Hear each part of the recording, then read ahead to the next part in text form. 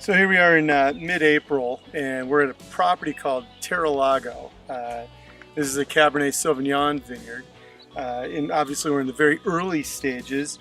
You can see now, this is set up. We call this a bilateral cordon, and so as the vine came up, we split the cordon out, and then what you have here with the bigger pieces of wood, these are called spurs, and so on each spur we would expect to have two shoots. And so we're just starting to see the growth, but you can already see where the grape clusters are forming. And so we actually can already get an idea of how the crop and the yield is going to be, at least at these early stages.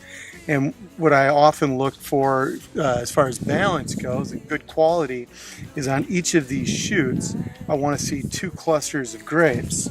Now on this, nice healthy shoot so far, we've got two clusters.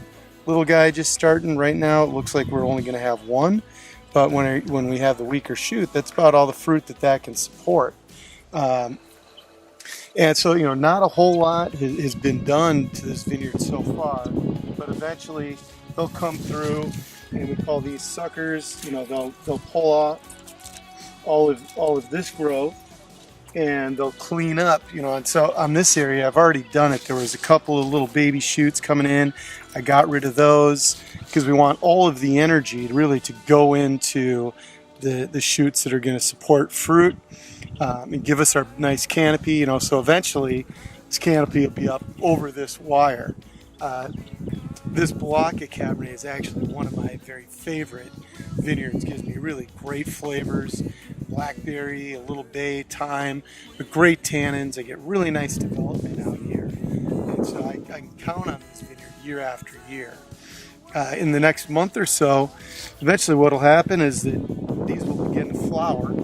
And so during flowering, they're actually self-pollinating, so we don't need bees to do that, but that's when all the fertilization takes place, and eventually they'll start to grow, they'll develop their skins and the tannin, and then a couple months later we'll get into what we call veraison.